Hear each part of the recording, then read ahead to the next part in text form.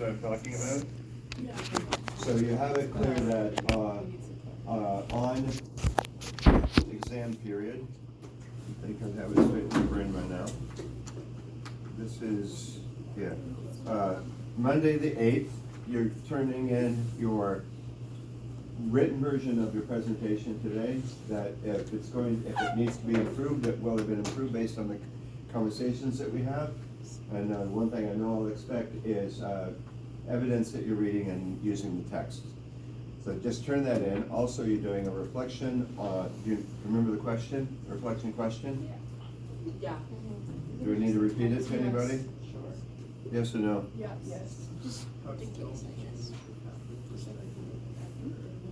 Say it out loud, please. Oh, I was. Come on, Peyton. How can theology help you to understand the common good and help you to contribute to a just society? You're just writing a reflection on that, and you're turning that in, and then we're doing four presentations, I think, on that Monday, and then we'll be done. So let's get started with yours, shall we? Okay, so our question that we have is how has government policies addressing education and gender equality influenced wage issues in marginalized communities? So I had the education part, according to EWA.org, educators. You need to be much louder, I'm sorry. According to EWA.org, educators are dealing with fatigue related to COVID-19 and political stress. Teachers have also been accused of teaching critical race theory to students. Critical race theory is a topic taught at graduate level law school that teaches about the racism, history of racism.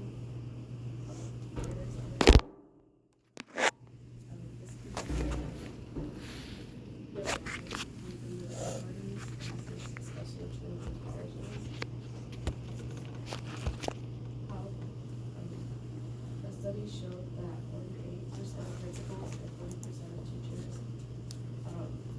say that politics affect their jobs, and 16% of households with non-school jobs felt that politics also impacted their careers. And another survey showed that teachers and principals that are working in white suburban schools were more likely to report extrusion of political issues. And 27% of urban school districts also reported accusations of teaching critical race theory that were affecting the school district. How politics affects children. Funding for school funding affects children because local school systems rely on local property taxes. Children who live in poor neighborhoods attend schools with less funding unless state or federal politicians interfere. This can also affect class size, access to nurses, counselors, and mental health services, and up-to-date curriculum and teacher retention. Laws and policies that affect children's rights, disability rights and education, language access, school discipline fairness, and anti-discrimination protections. When these are enforced strongly, they lead to positive outcomes, but when they're not, marginalized students face higher suspension rates, less access to advanced classes, and unequal treatment. Marginalized students can also face less healthcare benefits and voice representation, so their voice may not be heard as well with the amount of less resources being accessed. A theological standpoint on this is I think that students should be able to have access to all their basic needs, even that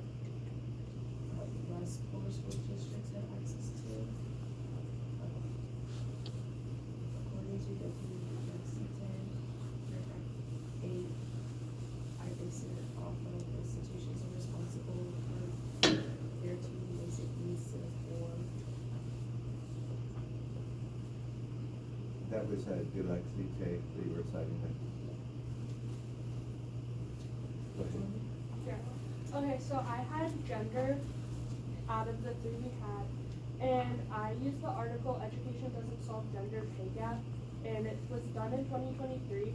And women with the same like education, no matter if it's like higher up education, any education, just across the board in nearly all fields, like earn less than men. A lot of it's like it can come from like social expectations, like linked still the woman, like they're supposed to stay home and take care of the kids. Some of the women are just like the lack of support, so like they take family leave, like if they have kids, while men don't really need to like take off for maternity leave or anything. And then some is just like plain out discrimination just against women, just because they think that like the men should be the ones to earn and they should stay home. And I found on the US Census Bureau, like even people with bachelor degrees or higher women generally earn less than men with the same education. And then in 2022, women with a bachelor's degree earn on average about 79% of what a man with a bachelor's degree would earn. And then a report found that among workers with bachelor's degree, women earn about 74 cents for every dollar earned by a man with the same level of education. A lot of it just stems from their views. Really, it's mainly the social aspect. Linked is what I found. Like some people are still like in the social aspect, women shouldn't have a job, or women aren't as hard workers as men. And then like as a theology standpoint, we seen that a lot in the Old Testament. I don't remember the exact one, but it was like the jobs they have, like men. Oh, there you go. I Yeah. think it's in here. Is it the thing about like the family households? Yeah. We're like, I don't really have it. I had it marked on there.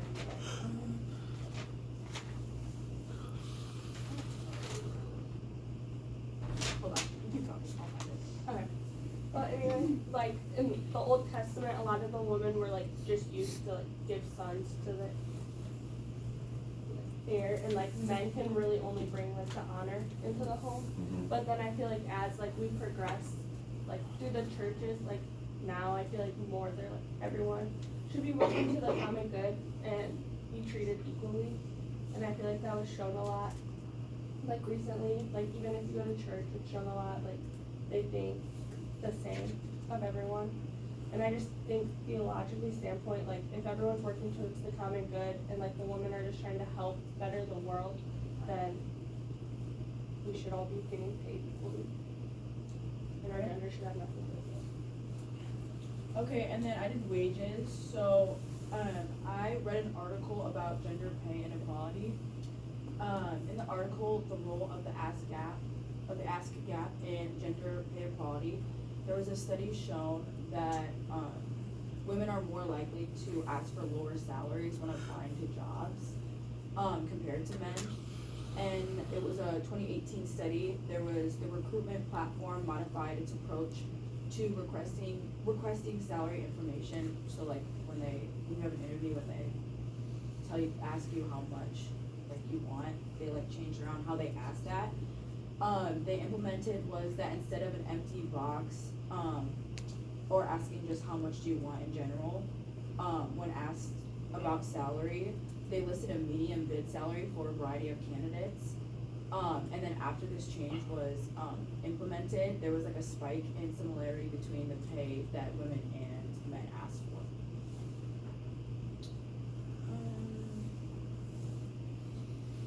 Okay, and then talking about labor protections and union rights.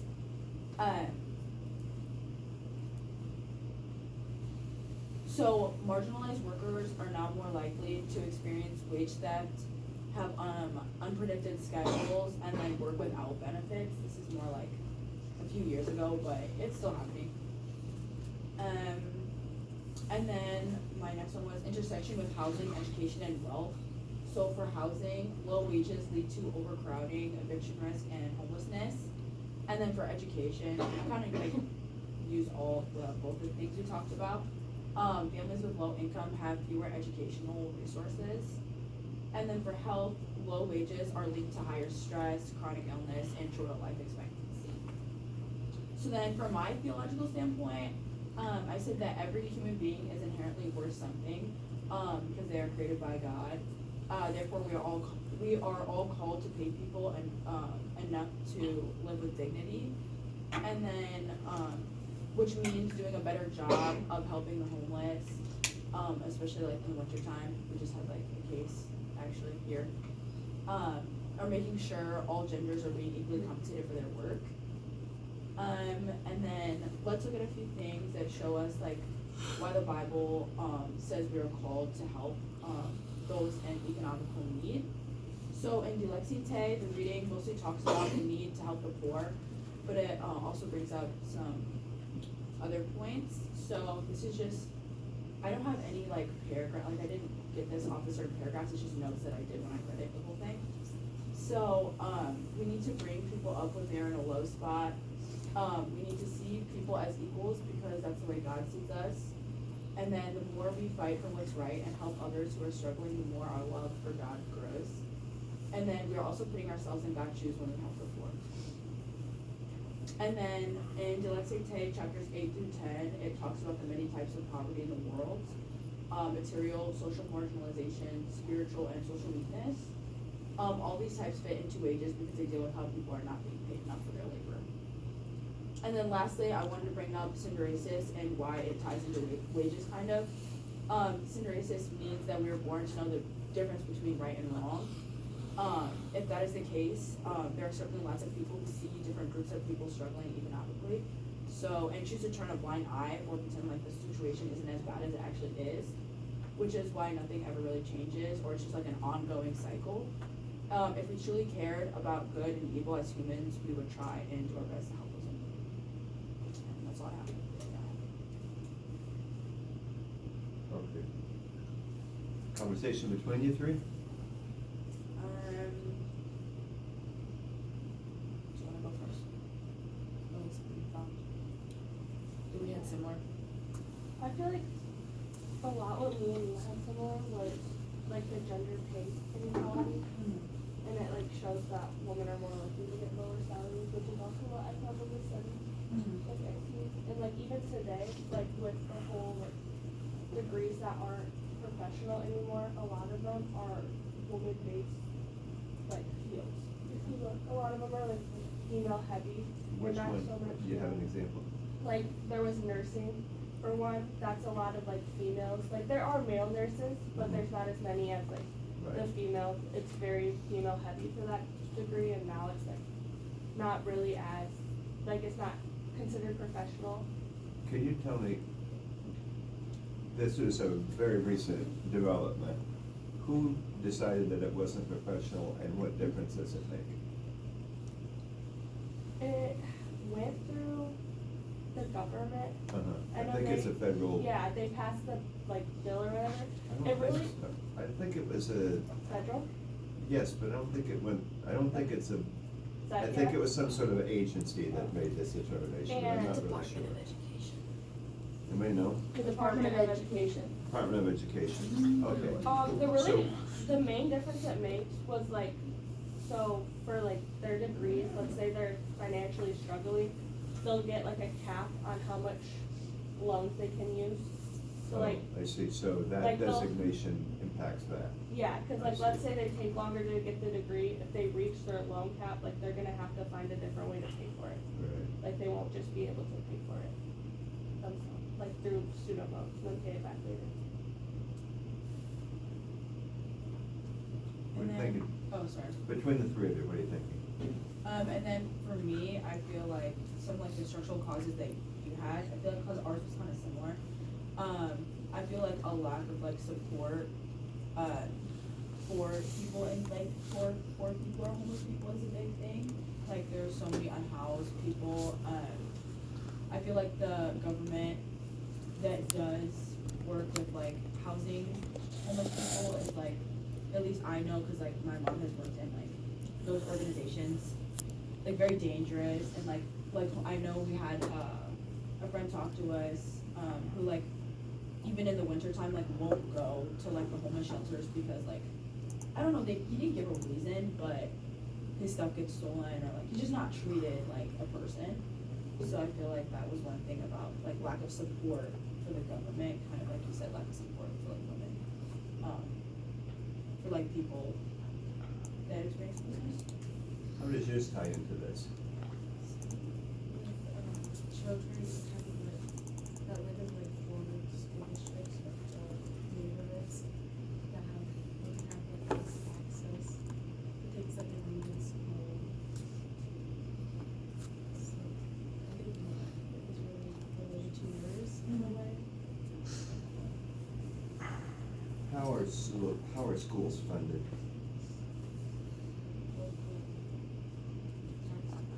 Yeah, local property taxes, yeah. So, what impact does that have on things? Basically, people in like lower, lower, what's it called, income housing in like neighborhoods have less resources in like their schools, kind of. Did you see that? Is this an example of what we might call a systemic problem? Do you know what that term means? Does anybody?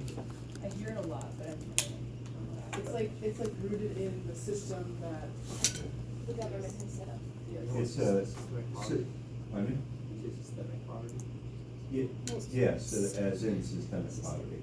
Systemic issues are issues that are not just a question of some employer not hiring you because you're a woman or paying you less because you're a woman.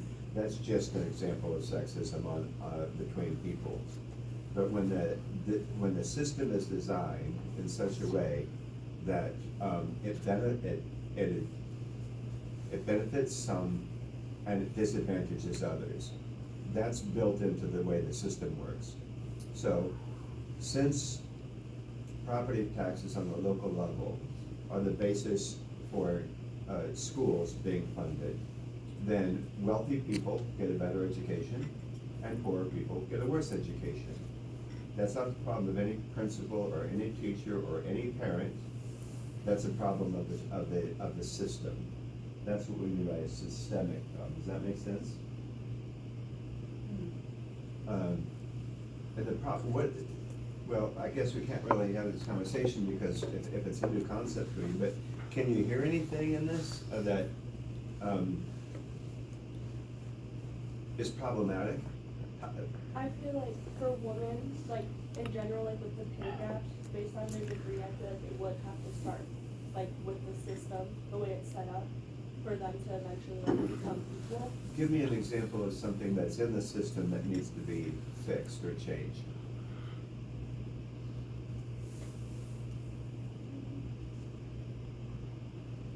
I mean, it could start with like how she said, like with her education, like maybe helping the the poor ends, like be able to have like a better education. Yeah, but how? If it's a systemic problem, the reason this is such a terrible problem is because if it's systemic, it's no one given person's fault. And that means it's no one given person's responsibility. So it's like, if you say that it's systematic, you're almost saying that, well, there's nothing we can do. It's just the way the system is. I feel like the church could help. Pardon me? I feel like the church could find ways, at least for my church, we always like find ways to support. Okay. I'm more so for like, Is it the church's responsibility to ensure a proper education for all people? no, I'm more talking about like people of like lower income or like homeless people more. It's like. Is it the church's responsibility to take care of the poor? I feel like, yeah, Okay. kind of, not to take care of all of them, but just to support them. Pardon me? Just to support them, yeah, I think so. That's something like we are it's- called to do. You know, and fundamentally, absolutely right, that's the Lexote, the Pope's document is all about that. But is it legitimate for the rest of society to leave it up to the churches to take care of the issues of poverty? No, like if we're all, I feel like if we're all supposed to be like, if we're born good, like with good, like Cinderella said, if we're born with being able to do good and like know the difference between right and wrong, and we're all working towards the common good, then I feel like we should all want to like fix this issue. So, Like it wouldn't just be one person. yeah, but Laura, maybe I misheard you, but when you were using Cinderaces, I almost thought that you got to the point of concluding that it's not a thing, Yeah, kind of. because Well, if it were a because we thing. still have, well, then this problem wouldn't be here. Right. So, anybody wanna respond to that? Can Cinderaces be real? In other words, we are born with the ability to distinguish right from wrong. That can be true, while it's also true that there are fundamental and even systematic injustices in the world. How can both those statements be true? Because the people that, well, people meaning multiple, the people that set that up are choosing to do what they know is wrong. They know what's right and wrong and they're making that decision. Especially if it benefits their personal gain. If they're gonna Yes. make a decision that's gonna benefit them more than other people, they're gonna make that decision even though that's not necessarily Okay. the right decision. But how can that be if they have Cinderaces? Cinderella, isn't Cinderella? It's a choice. You have a choice, exactly. You have a choice between right and wrong. And so people do know when they're doing wrong. Yes, That so it they is don't wrong. care because it benefits them. Comments on that? I agree. Okay, so I'm an affluent, two-income family living in a high-end suburb. Is there one here? Let's say, Bettendorf, north of Bettendorf.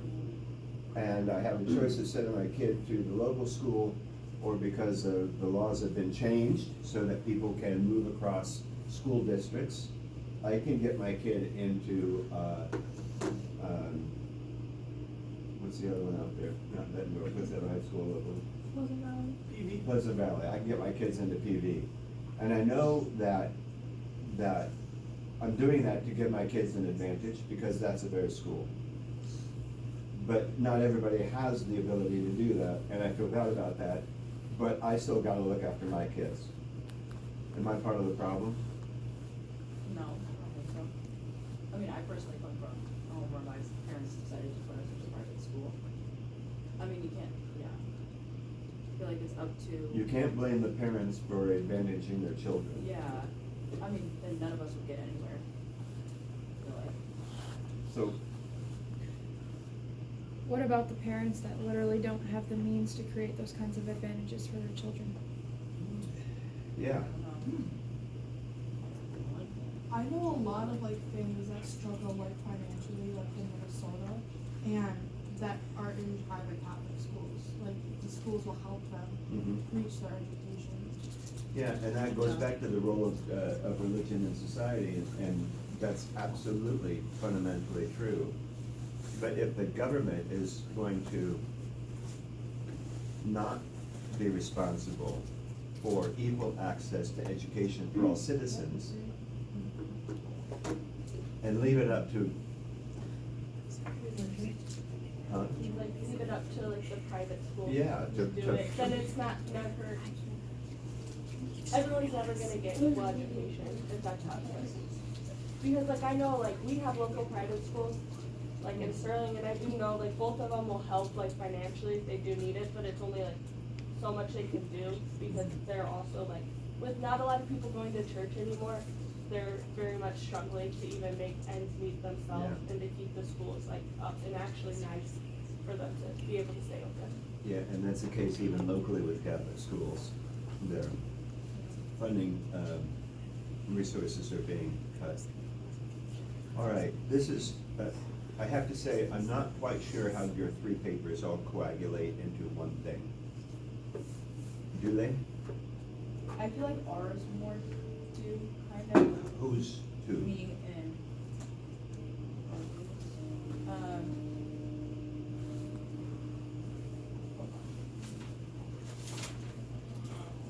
So you all three spoke about education, right? Yeah, Yeah. kind of. Okay. Did you all three speak about women?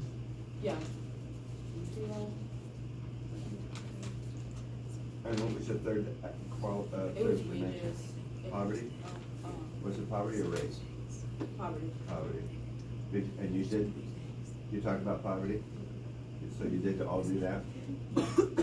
Okay, we have to cut it off there because we have another group that has to go.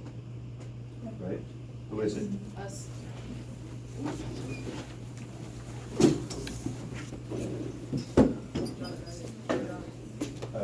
Cite your data sources and also that quote that you were paraphrasing. Make sure you have that in the paper.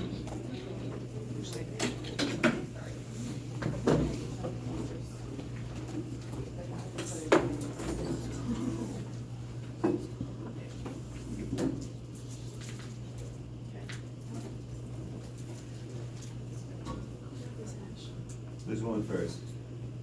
So our topic is how, like, the economic disadvantage that immigrants face and then how that affects their education. Those are like our three things. For some background knowledge, in January 2025, there were. Oh, much louder, I'm sorry. You're doing that. You're doing great. Okay, in January 2025, there was 53.3 million immigrants living in America. However, since June 2025, that number has gone down to 51.9 million. Say that again, please, I didn't catch the data. What has gone down? The number of immigrants. The what? Number of immigrants, Has gone down from what to what? 53.3 million to 51.9. Okay, so not very much. President Trump has deported over 139,000 immigrants in his time in office, and with many immigrants not feeling safe, have self-deported themselves. The process to get a green card, which allows you to live and work in the USA permanently, isn't easy, with them needing to file the necessary petition, wait for this decision on your petition, wait for a visa number, attend a consular interview, pay the USCIS immigration fee, and finally receiving their green card. Although many websites say it can take up to 5 years, there are many exceptions with it taking even longer.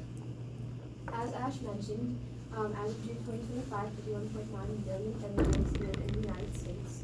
19% of the U.S. labor force were immigrants, which is actually down a little bit from 20% of last year, and by over 750,000 workers since January.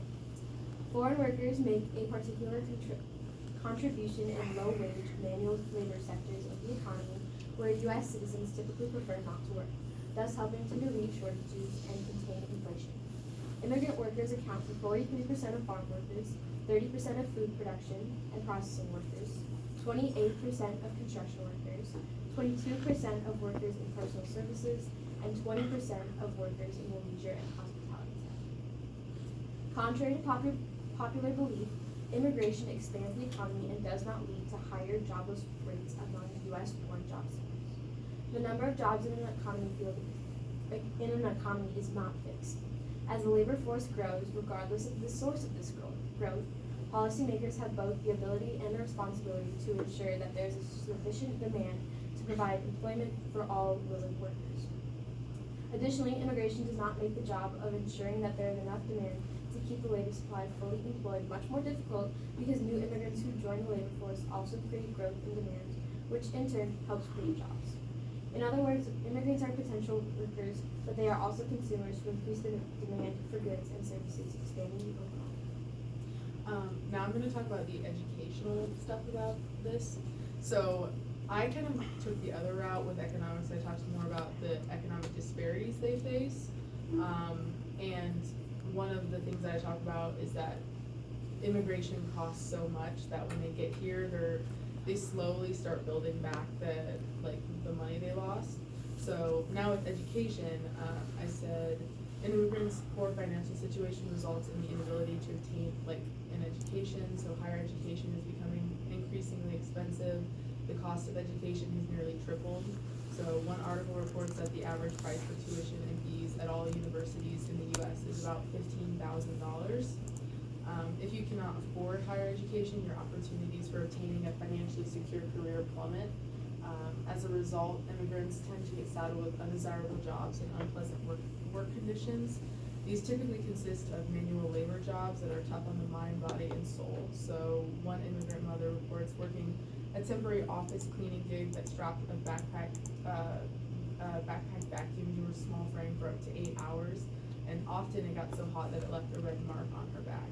And I just quoted like a website that I used for both of those. So. You want to talk about our theo responses now? Okay.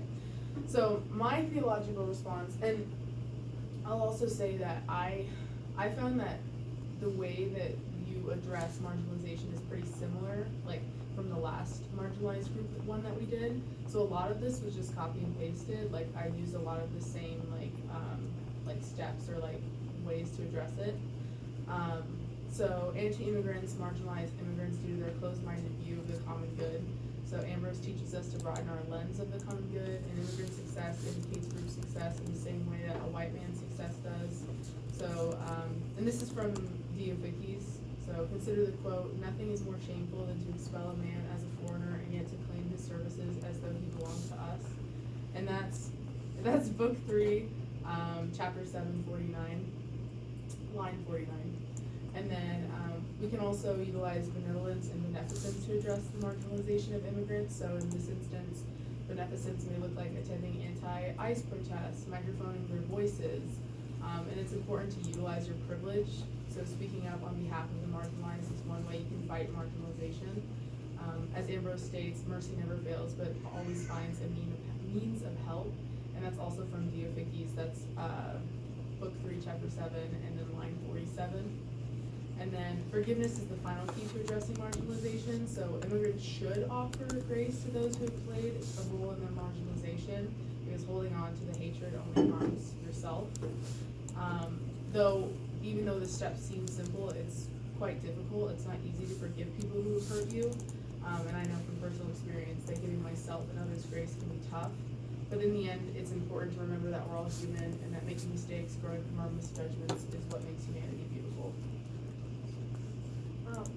For my personal theological response, I said, as an individual, I tend to look through my lens of personal morals, which often emphasizes the importance of equality and respect, so everyone being on the same playing field. Multiple texts throughout the semester highlight how these values can be implemented in a perfect society, such as Ambrose, Alexi Tay, and David Dillinger. As we have talked about, when working towards the common good, we must eliminate the concept of us versus them. With this in mind, David Dillinger offers 4 simple steps for individuals to offer support to those who are marginalized groups, which in this case would be immigrants. I find this especially important as personally I'm not someone who has ever had to deal with the problems and issues that come with the process of immigration. These steps include shutting up, compensating, reimbursing, or apologizing, asking questions for better understanding, and supporting or advocating in a way that they wish to be represented, emphasizing their ability to choose how to support them.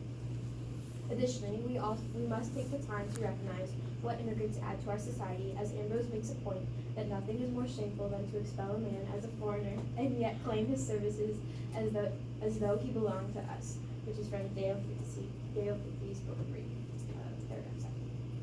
Oftentimes, those who oppose immigration in all forms use arguments that could take away from jobs from U.S.-born citizens, which I mentioned is not true. Yet they complain when they also have to get a job that is not as glamorous as other options. Another aspect to my response is the need for a change in language when referring to minority groups. Specifically, the current administration uses words like aliens or illegals to refer to immigrants, no matter the process they might have taken. They use this narrative to fuel this idea of us versus them in the name of Christianity, and it's what God intended. However, in the Alexi Tay, Pope Leo emphasizes that the love we have for our neighbor is tangible proof of the authenticity of our love for God, which is paragraph 26. We cannot claim to be fostering an authentic relationship with God if we actively choose to discriminate and utilize a rhetoric that pushes us away from unity and reaching the common good. Okay, so as someone who comes from a Hispanic background, this topic relates to me a lot, especially considering that I'm the 5th generation to go to college. So,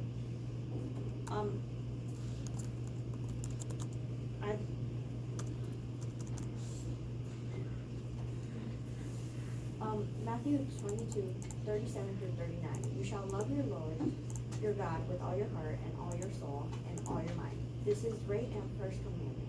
And the second is like it. You shall love your neighbor as yourself. I think this relates a lot due to the fact that, like, why does it matter, we're all people, oh well, we speak different languages, different skin tones, who cares, we all bleed red, like, honestly, what's the difference? So, Ambrose, book 2, Duties of the Clergy, chapter 15, paragraph 69, there are many kinds of liberties, not only can we distribute and give away food for those who need it, from our daily supply, so those that may sustain life, but we also give advice and help those who are ashamed to show their want openly, as the common supply of the needy are not exhausted. I think this one relates a lot because of how much it's pushed down. Like, as a child, I was told to stop speaking Spanish because this is America, we need to speak English. And like, we're pushed down a lot due to different culture. And like, it's not like, especially the part where it says, and shame to those who want openly. Like, it's harder to be yourself if you have to hide a piece of yourself. Pope Leo, Delixite, 104. No Christian can regard the poor simply as a societal problem. They are part of our family, they are one of us, nor can our relationship to the poor be reduced to merely another essential activity or function. A lot of what, especially with the government is saying right now, like, they like to put God's word on their side, but they don't understand the true meaning of it. And just cast it aside as like a problem instead of like just accepting what Instead of accepting the differences in background, they choose to use that to isolate and, again, I would say foster to that us versus them concept. Do you want to talk about the similarities? Of course I do. So similarities? I really like that we use the same quote, to We talk. didn't plan this. We're just locked like that, Yes. but, using that Ambrose quote, nothing is more shameful than to expel a man as a foreigner and make him his services as though he belonged to us, really represents, like, the importance in acknowledging that everyone has something to offer to, our society, and oftentimes we tend to take credit for things that we don't always have an impact on and we don't always contribute to, but just because we have that mindset of, oh, we're better, you know, we're always gonna be better, but taking credit for those things that, we didn't actually do. Something I noticed that we had that was different is I think he took like the route of like proving that immigrants aren't like aren't a negative towards Yeah. the economy, whereas I talk more about like the economic disparities they face. So like because most of the time either they're coming here with like a work visa or something like that, they end up getting jobs that are like manual labor, that kind of thing. And then because they're immigrants and they're here for this job, they can't have demands in a way. So like they'll get saddled with, or they'll be like shorted on pay, saddled with undesirable shifts, stiffed on raises, that in addition to experiencing workplace harassment. And they put up with those work conditions because it's all they have. And then again, like how I talked about education, immigration, I think I said it was like $1,200 to $8,000 to immigrate. So they're, after that, what was something I said, hold on. There was a specific thing, so when immigrants arrive in the US, the issue of like poor economic circumstances persists because of the dent that immigration leaves in their funds. So despite their access to better paying jobs, becoming financially secure takes years, and that's how it affects their education too. Yeah, and I think that's completely important in the context of showing the difference, the comparative contrast of like, though these are the good things, but they also face all of these issues that prevents them from being perceived as a higher member of society. They often have to work harder, and it's not recognized in the same way. I liked our connection between like the importance of, you know, being able to help out your neighbor and being willing to offer support and any resources that they may need to help them maintain a better sense of life, especially if they're coming for reasons that are difficult and they live in a difficult situation in their home country, and coming in and not having the support like Riley mentioned and having to work their way up. If you're already in a place that you feel comfortable in and have the ability to reach out and offer your support through, whether it be like financial or like if you're helping with groceries or anything like that, offering that support and is just what's part of being a good neighbor, and not isolating or choosing to use their differences against them of like, well, you came from a different country, you don't speak English, that's not gonna get you anywhere in this society. I think something also that I noticed that was a little different is that Ash talked more, at least about kind of like how long the immigration process can take, and something that I touched on that I learned through writing this paper was that the immigration process is overly complex and it's extensive. It's super lengthy. So like, I kind of talk about some of the steps, but the first step, you got to have a sponsor who lives in the U.S. to file a petition. So if you don't have a sponsor, you can't get to the U.S. unless you do this diversity visa program thing. If you apply for it, and then every year 50,000 people are randomly selected from countries with low rates of immigration to the U.S. And one article that I read from quoted is legal immigration is less like waiting in line and more like winning the lottery. So that's why people fault people for immigrating illegally, but legal immigration is so hard. So like today, fewer than 1% of people can immigrate to the U.S. legally. Often, even when someone qualifies, annual immigration caps can significantly delay and frequently terminate a person's chance of immigration. So that's also something I thought was interesting. There's several things that I'm thinking about with both of your presentations, but first, you mentioned privilege. I did. You did? Yes, as a white person, it's my job to speak up on behalf of the marginalized, because their voices are often silenced. What does privilege mean? It's like, so like in my paper about women, I use the example of men speaking up on behalf of women because, and this sucks, but oftentimes men will only listen to other men. So white people might only listen to other white people if I'm talking about a topic. You know what I mean? So that's male privilege? Well, Privilege. that's like in my other paper, but I figured I could use it in this same example, like. Privilege is having the social power to convince others, and being in a place like a white man is going to have more power than anyone else in this world because of the social constructs around them. So is privilege connected to, by the way, let's see, guys in the room here, is male privilege a thing? Oh my god! Okay. Cool. Mitch, did you say no?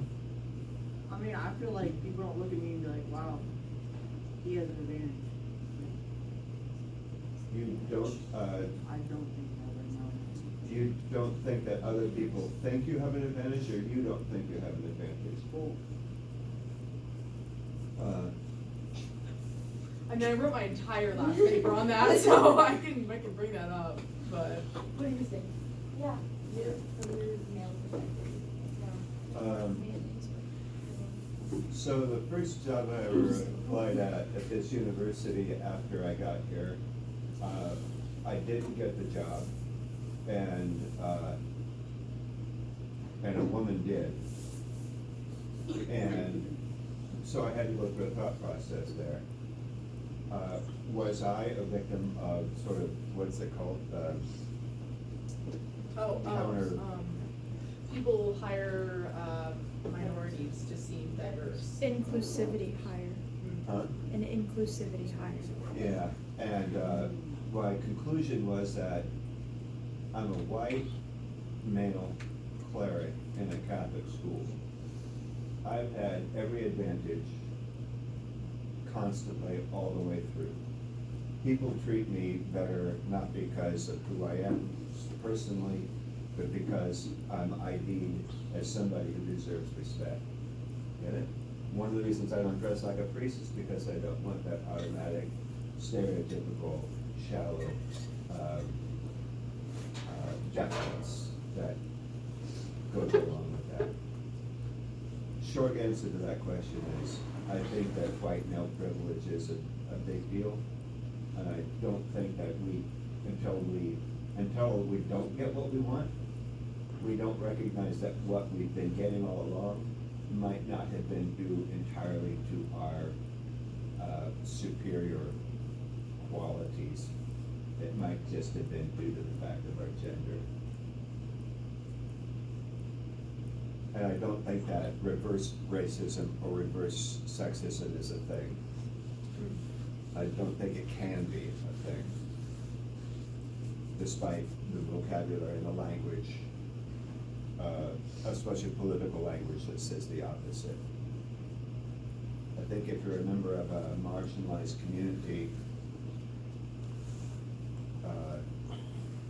you can't be a racist. Racism is power. And if a black person or a Hispanic person doesn't like white people because of their advantages, that's not right, that's bias. But it's not racism because there's no power to enforce it. And the same with sexism. So wait, are you saying the only people that can technically be racist are white people? That's what I think. You might not like white people, but when I don't like black people and I'm a white male, That's not gonna do anything, you know, like. it is a fine part of the system. This is why privilege is related to systematic issues. The privilege comes from being white and male and straight and non-disabled. And we don't ask for that privilege. We were born into that privilege, and because we're born into it, we don't recognize that it's even happening until we start thinking outside and looking at other people's perspectives, realizing I'm no better than that person. In fact, that person was actually better than me. Why should I be shocked that she got the job and I didn't? But the first instinct was, whoa, what just happened there? I didn't get what I wanted. But I feel like it's like changed like recently too. I feel like it's been like, I feel like there's been like, at least speaking from my perspective, like, I don't feel like, and I've talked to many people about like this issue, feel like marginalized or like, I'm not getting a job just because of the way I look. It's just because I simply don't have the requirements for the job, and this person will be better for the job. Right. You know So what I you mean? don't, I don't mean to get too personal with it, No. but you don't feel like you've been, let me see the end of racism. I feel like if anything, I've gotten like a step up Huh. because of Your race? my race, yeah. How about your gender? I think that's also an issue. And I feel like for like, I think this is like a big discussion in my family, and for like, a lot of me and my friends feel like we've gotten more than our white friends or people, just because it's like an opposite. It's like, now people are like striving to hire more people of color, and so they, not that they look better, but just like, I don't know, I just feel like now it's kind of different. I feel like it's changed. Could you be the exception? You and your family. Great conversation, we need to come back because it's super important. Thank you.